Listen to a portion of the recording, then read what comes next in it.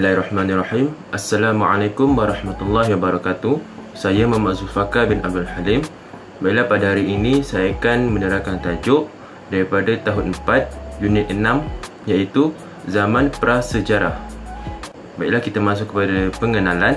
Apa itu zaman prasejarah? Ialah zaman di mana manusia yang dahulu kala belum mengenal tulisan, membaca dan sebagainya. Pada zaman prasejarah ini terbagi kepada 4 zaman, iaitu zaman pertama ialah zaman Paleolitik, kedua zaman Mesolitik, ketiga zaman Neolitik dan yang terakhir ialah zaman Logam. Kita pergi kepada kegiatan sosial bagi zaman Paleolitik. Mereka ini hidup secara nomad, iaitu sering berpindah randa dalam kelompok yang kecil, dan mereka ini tinggal di dalam gua. Mereka juga mahir menggunakan api untuk menghalau haiwan buas seperti harimau, singa dan sebagainya. Seterusnya ialah zaman Mesolitik. Mereka juga seperti zaman Paleolitik, iaitu mereka hidup secara nomad dan suka berpindah randa. Dan mereka juga tinggal di dalam gua ataupun muara sungai atau di tepi sungai. Seterusnya ialah zaman Neolitik. Mereka hidup secara menetap dalam kelompok yang besar. Mereka juga membina kawasan pertempatan ataupun kampung di kawasan lembah sungai dan pesisir pantai kerana terdapatnya sumber air. Dan yang terakhir ialah zaman Logam.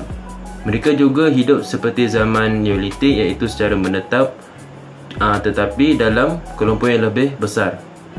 Dan mereka juga mempunyai ketua untuk memimpin dan mempunyai adat dan upacara yang tersusun. Seterusnya kita pergi ke kegiatan ekonomi pada zaman Paleolitik, iaitu mereka menggunakan peralatan batu. Mereka juga menjalankan aktiviti seperti mengutip hasil hutan dan memburu haiwan, dan mereka berkongsi makanan. Seterusnya ialah zaman Mesolitik. Mereka juga menggunakan peralatan batu, tetapi yang lebih baik pembuatannya, kira macam lebih maju daripada zaman Paleolitik. Mereka juga menjalankan aktiviti seperti mengutip hasil hutan, memburu haiwan dan menangkap ikan, dan masih berlaku perkongsian makanan. Seterusnya ialah zaman Neolitik. Mereka juga menggunakan peralatan batu, tetapi yang lebih baik dan lebih kemas serta licin dan mempunyai pelbagai fungsi. Dan mereka juga telah bermula menjalankan aktiviti seperti bercucuk tanam, memburu haiwan, menangkap ikan dan membuat tembikar tanah. Dan mereka juga telah bermula menjalankan aktiviti perdagangan seperti tukaran barang antara barang dan penghurusan kerja. Yang terakhir ialah zaman Logam. Mereka menggunakan peralatan logam, maknanya zaman Logam ini lebih maju daripada zaman-zaman yang sebelumnya, iaitu macam Paleolitik, Mesolitik dan Neolitik. Mereka juga menjalankan aktiviti perdagangan dan pelayaran yang menjadikan aktiviti utama bagi mereka.